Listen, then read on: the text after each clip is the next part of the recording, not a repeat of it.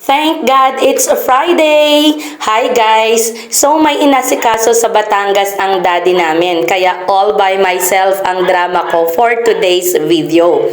Pero I'm not sad naman, it's a challenge actually. So panindigan natin ang pagiging mommy teacher. Luckily, pagbaba ko ng house earlier, nakapagluto na ng breakfast ang daddy namin.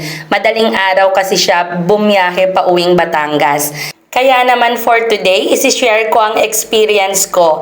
For sure, madaming makaka-relate dito, especially yung mga mommy na nasa malayo ang mga husband. Or, lalong-lalo na syempre, yung mga mahal nating mga housewife. Saludo po kami sa inyong lahat. So, yun guys, panoorin nyo po ang aking experience. Thank you!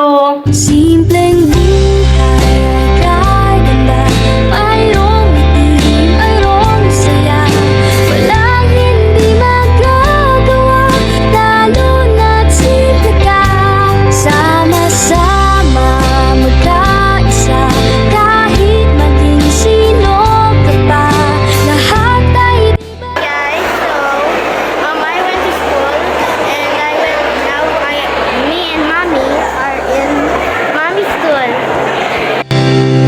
simple lang naman ang nais sa damdamin at sa isip. Hindi ba't kay sarap ng buhay kung simple ang dating?